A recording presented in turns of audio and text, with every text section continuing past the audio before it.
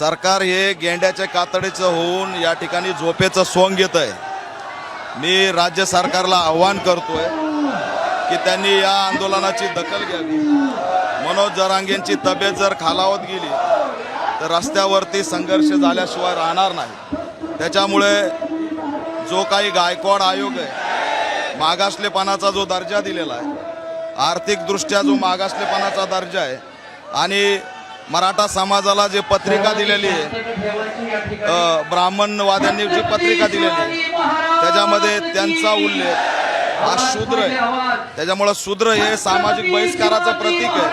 त्यामुळे या समूहाला सामाजिक न्याय देणं खूप गरजेचं आहे, असं सुद्धा आमचं या माध्यमातून मागणी आहे। लवकरात लवकर मुख्यमंत्र्यांनी याची दखल घ्यावी आणि हा प्रश्न आता जास्त दिवस रेंगाळत ठेवू नये। उलट मी या सरकारला आव्हान करतोय की येणाऱ्या निवडणुकीच्या अनुषंगाने तुम्ही मराठा आंदोलनाच्या बळावर ओबीसीला खुश करून राजकीय पोळी भाजताय का, असा सुद्धा आमचा या ठिकाणी प्रश्न आहे।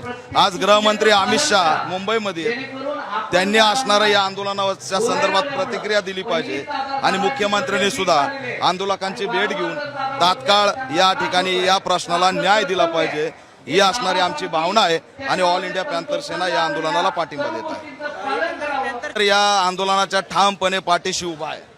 मुख्यमंत्र्यांनी जास्त वेळ आमचा असणाऱ्या या ठिकाणी संयमाची परेशीमा हे होईल त्याची वाट बघू नये, तातडीने त्यांनी असणारं न्याय द्यावा अशी अपेक्षा आहे।